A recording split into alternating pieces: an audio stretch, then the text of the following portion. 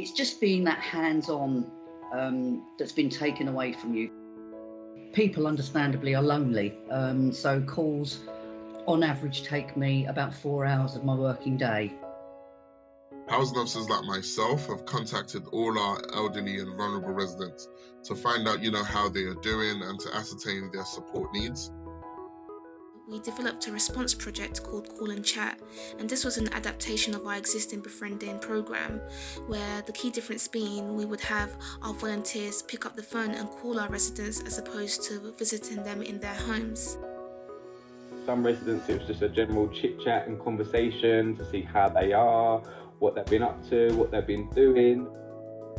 And it's been great to see how the pairings that were initially matched together are still going strong, and it's just been able to kind of reduce a lot of the anxiety that has been kind of festering during this time.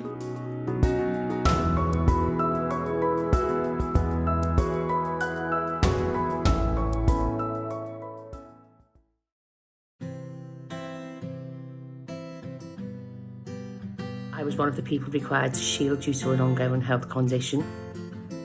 And I found it really difficult. My mental health suffered really badly. And Vanessa from Optivo rang and suggested that I try some online seated yoga. And it was absolutely brilliant. It was, nice to communicate with people even if they weren't in my house.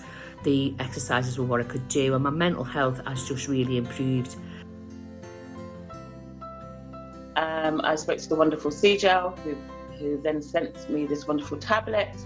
And it's just made me feel very happy, to be connected to everyone again. I was able to join in the coffee mornings, do yoga, we done quizzes, we interacted how people felt. But I think it's really brilliant that a housing association can be concerned about its tenants and put this kind of stuff on for us. So thanks, Optiva. At the end of the day, the COVID has taught us one thing, that people are extremely important. When lockdown happened at the end of March, my team found that we were getting contact from a lot more residents who suddenly found themselves without income or possibly food support. Our family, Miss J in Southend-on-Sea in Essex, who unfortunately suffers with physical and mental health conditions, had no money for food. She was provided £40 worth of food vouchers to see her through until a universal credit payment was made.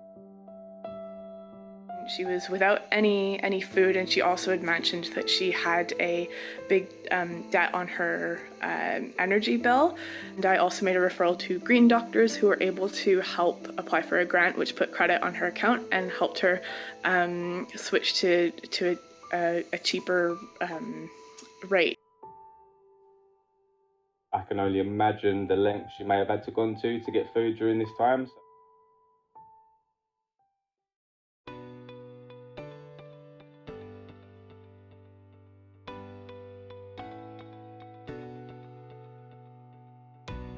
We're a community of runners who like to get fit and do good in our communities. And we've been linking our runners to Notting Hill Genesis residents to do exactly that, to make sure people are fed, people are safe in their homes, and people are able to get through this difficult time. Back in April, we worked with MTVH to provide a hot meal distribution service, which residents were able to come to the community centre and collect hot meals for their families. And for those vulnerable residents, we were able to deliver to their home address. The partnership itself has worked brilliantly. We talk about partnership and collaboration an awful lot in the social sector, but really what that means is people getting along and people getting to know each other and people getting to like each other as well. We're supporting over 100 families. I think we've distributed over 500 care packages since April, and I think working alongside MTVH will definitely benefit the community.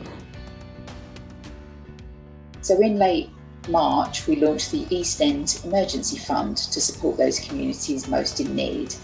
We were able to put donations to use immediately for a host of projects running shopping and meal delivery services, collecting prescriptions, money to food banks and initiatives that supported homeless people. We would like to say a huge thank you to L&Q and the Placemakers Fund for funding a new service here at Age UK Wandsworth. Independent Shopper is about us doing online shopping on behalf of older people with a view to training them and eventually them being able to do their shopping independently. The service is now well established and we have a number of clients we're supporting. If we close down, who would be fighting the health inequalities in the BAME community? Because that's what's so close to our heart and that's what we're fighting for. So thank you so much L&Q for allowing us to have that support really needed during COVID.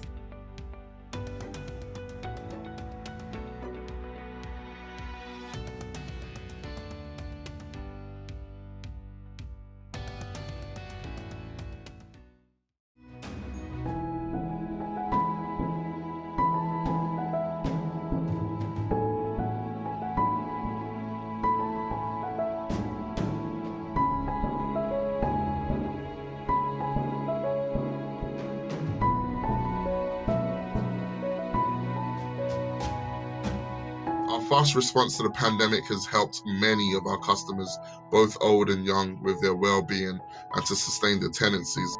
And we are committed to doing so till we see the back of the pandemic.